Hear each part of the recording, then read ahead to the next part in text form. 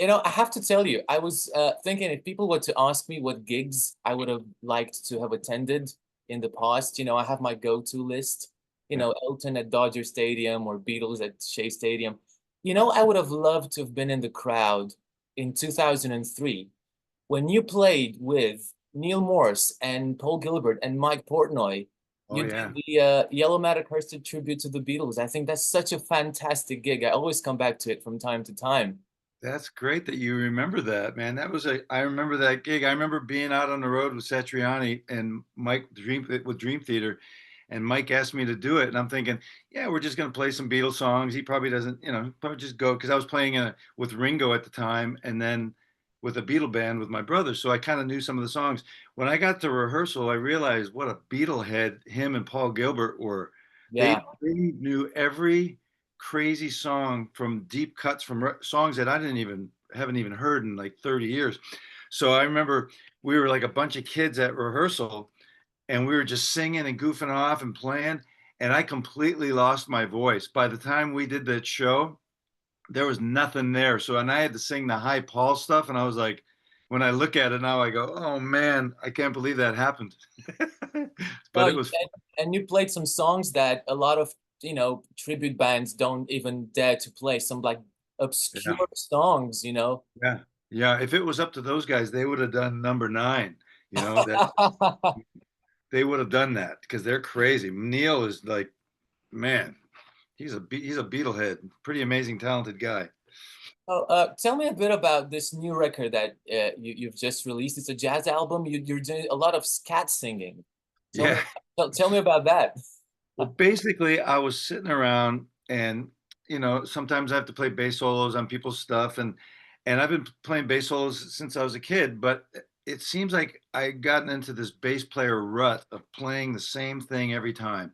And I really envy horn players because and singers because there's a big difference between what happens up here and here to go into your instrument. For me to transfer what I hear to bass has always been really tough. So I mean, I've tried to do it, and I hear certain solos that I've done, and I go, "That's pretty good," but I was just kind of sitting around in the shower and just driving around, kind of just driving and hearing jazz tunes, and then just kind of doop dap doodly doop doop doop, kind of lines like that, and I go, I want to play, record an album, and then sing the solos, and then learn them on the bass. Hmm. And as soon as and it kind of like to eventually kind of try to get to the place where George Benson began, where he naturally could play anything and sing it, and that's kind of the goal for this thing. It's kind of an experiment. And so when I sang the solos and then kind of figured out, okay, yeah, that's a good solo. When I went to learn it on the bass, I realized I haven't been doing that for 50 years. I've been kind of just playing the same stuff. And it was like transcribing horn lines that when you physically play them, you go, man, my hand would never do this. So it was like starting from scratch. So when I was kind of figured it out, I'm trying to get to the point where I can do that more effortlessly. And it's hard. A guy like George Benson has that in his soul where he can just play what he sings. So it was really a learning thing for me. And I learned a lot. And when I hear it, I go, that's what more like I'd want to hear a bass solo be. Like if you would just take the voice out and you'd hear it, you go, that's a melodic solo, not just riffs and stuff that I use in my toolbox, the 5 or 6 licks that I use in different keys. It was really a learning experience for me. So, but thanks for even listening to it, man. I appreciate it. No, no worries. You're welcome. So you're telling me that your hand has some shortcuts that your brain or Exactly. your singing voice doesn't. Exactly. I think guitar players are more inclined to playing what they hear in their heart and their mind, and it comes out because it's transferring this thing to an instrument. And bass is hard because it's just you're not you. And another thing is bass solos, it's always like when they come up, it's like the whole band stops except the drummer, and then you kind of have to play this thing and keep the groove together.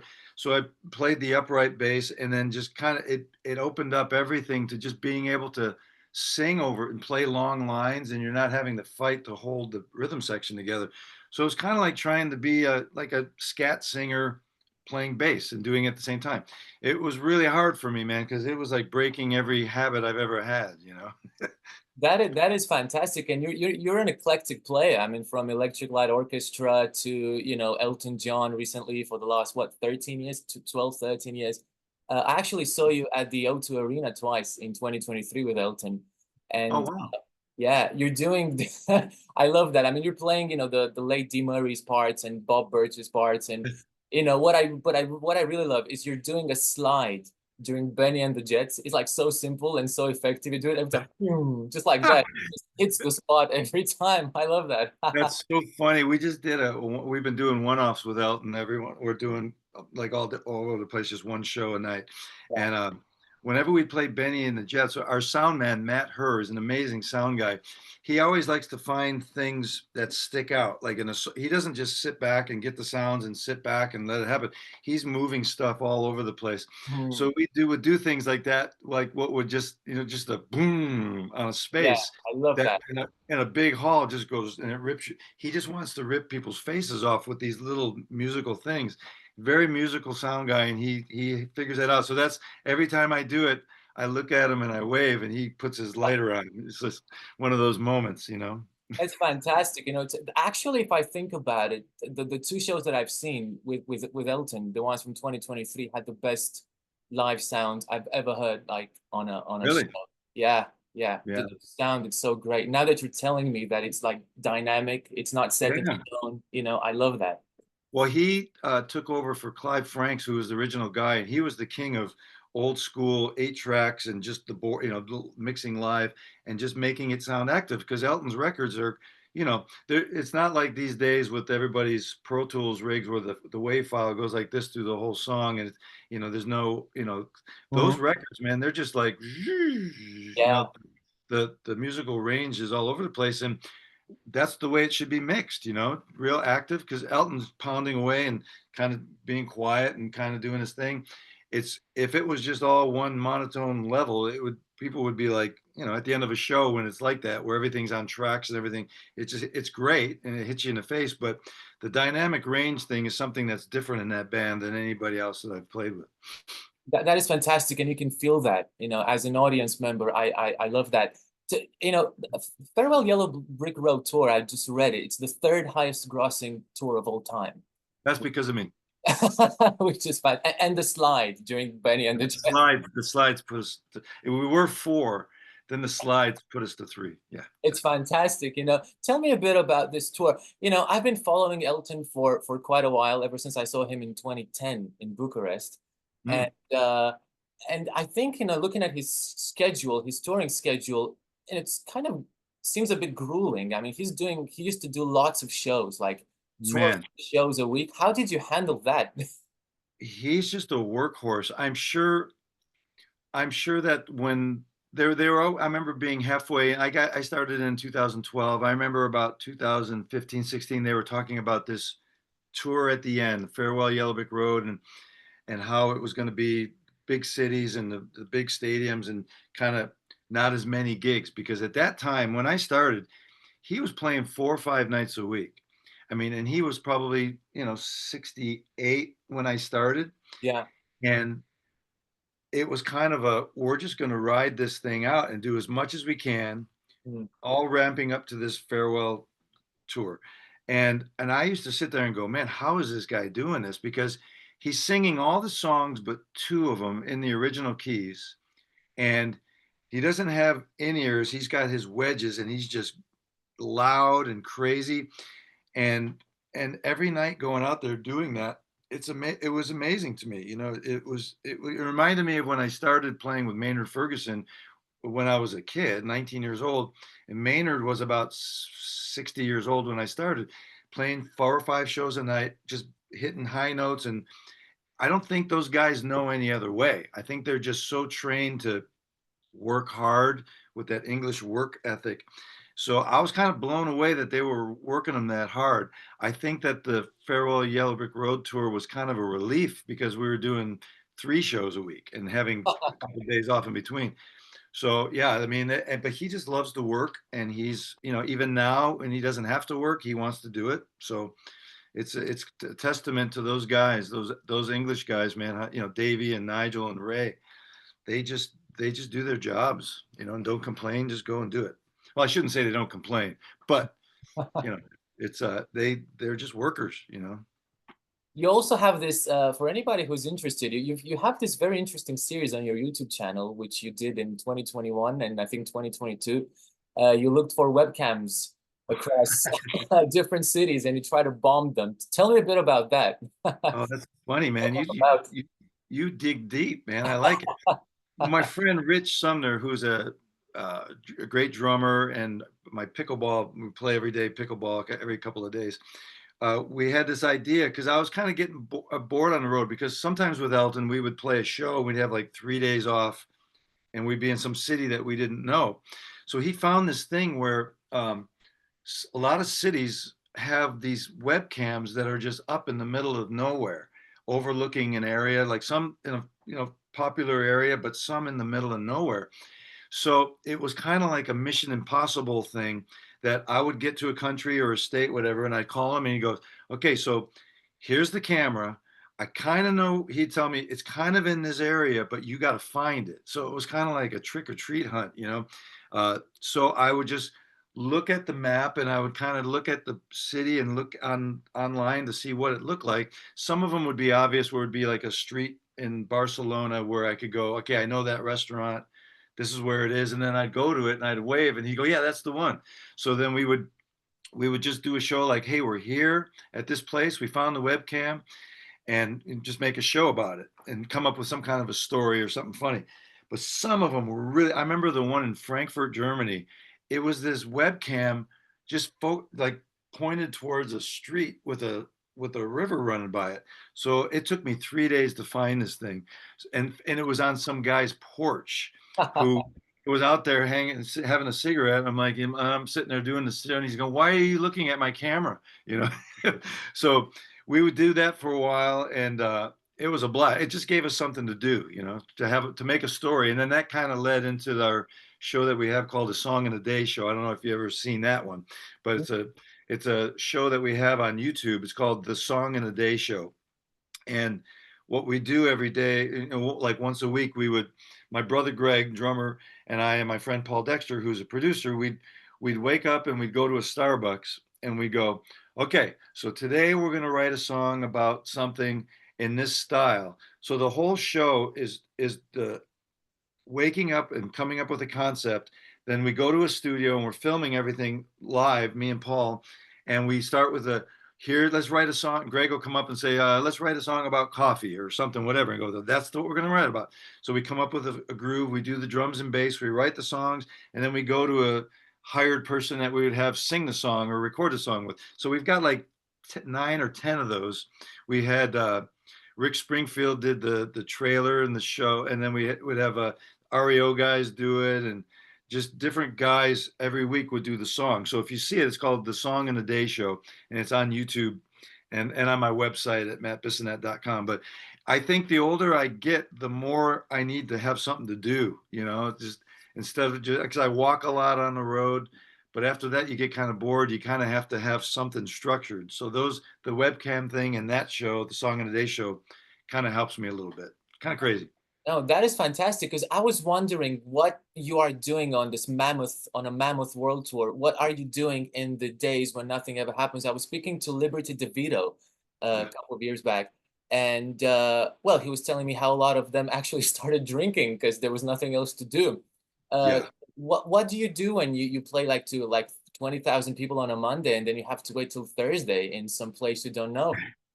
Well, first of all, the whole thing about playing in front of a bunch of people. I remember with Elton, like one of the first shows was like 100,000 people or something like that, and you get kind of overwhelmed with it because you go, "Wow, you know that's."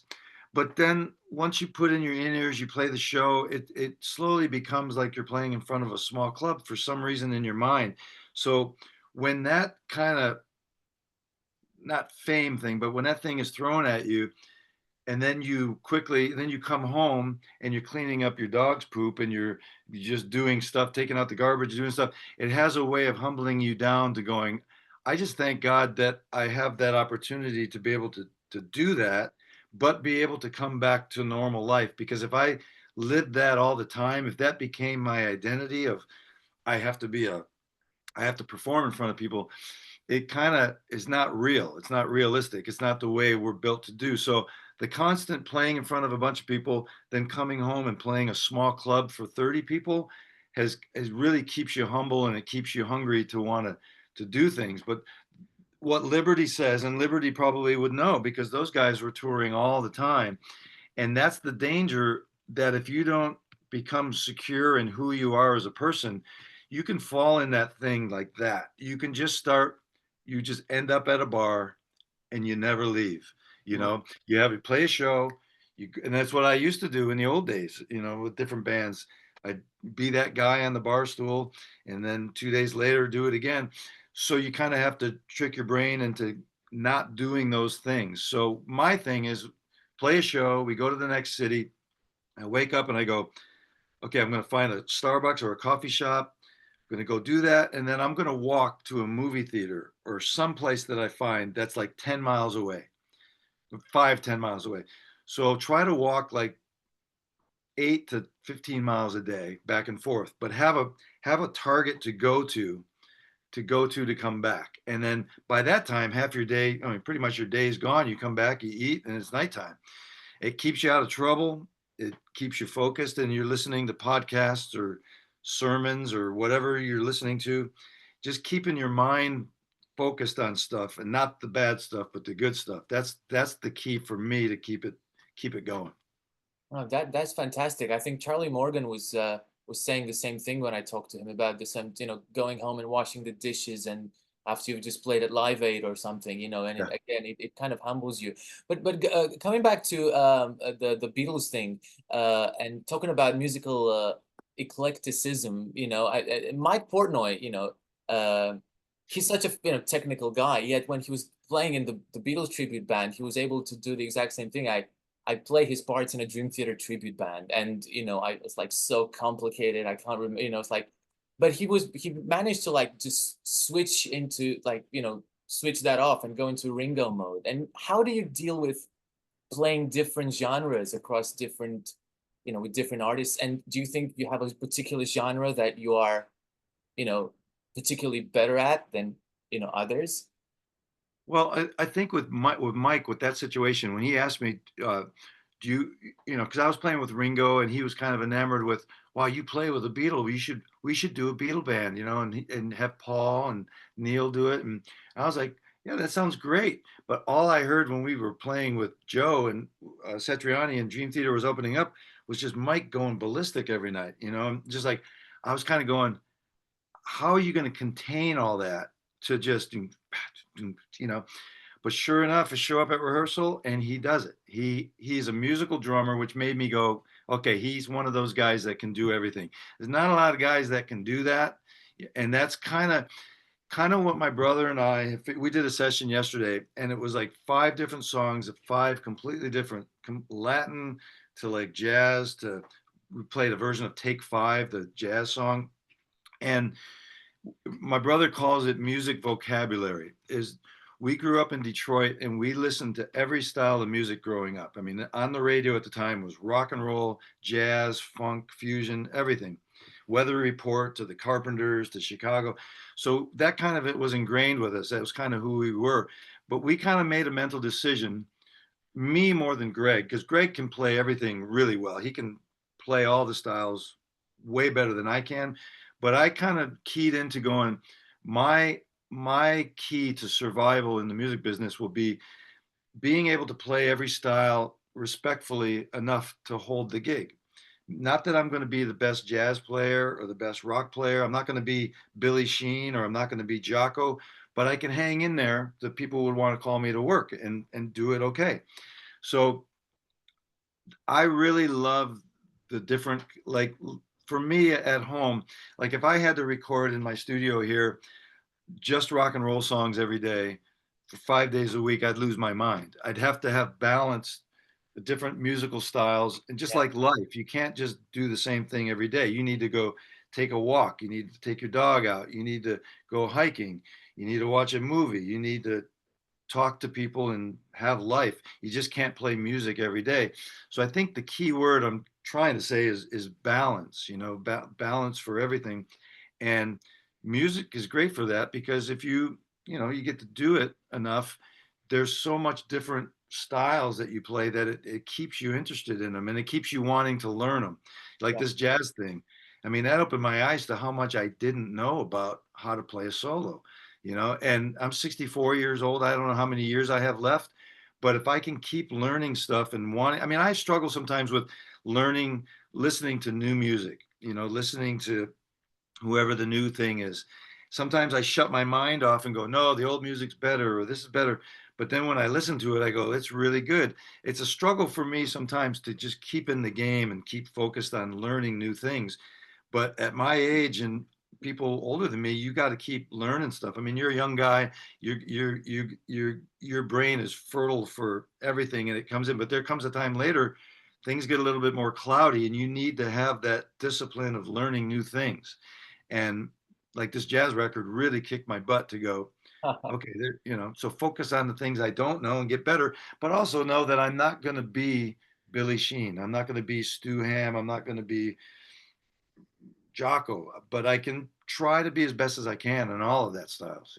That's fantastic, and that this mindset can work if, I mean, in any area of life, even if you're not a musician. I think Yeah. Billy Joel said that he said, I forgive myself for not being Beethoven. So I think Yeah. yeah, because I was thinking, how do you play bass with a piano player in a band with another instrument that sort of has a kind of bass? And I know that Elton kind of plays all these fifths and thirds in the bass. He's not really playing the root note. Do you guys clash? How do you organize your bass Yeah, parts? that's an interesting question because he is the king of the left hand bass thing, and he we did a gig the other day, and he really needs to know what the root notes are. He's not just jamming, and but every night we play, he plays the songs completely different. So he just wants to jam. He just wants to have fun, or he doesn't want. If it's not fun for him, he'll literally walk away and never come back. I mean, I've seen him do it. If it's not fun, I'm out of here. So I got to be real careful when he's playing root stuff. I'll usually go up an octave from where when he's really, because he'll just on the bottom on a low C and just go nuts, and then I know I got to go higher and get out of that range.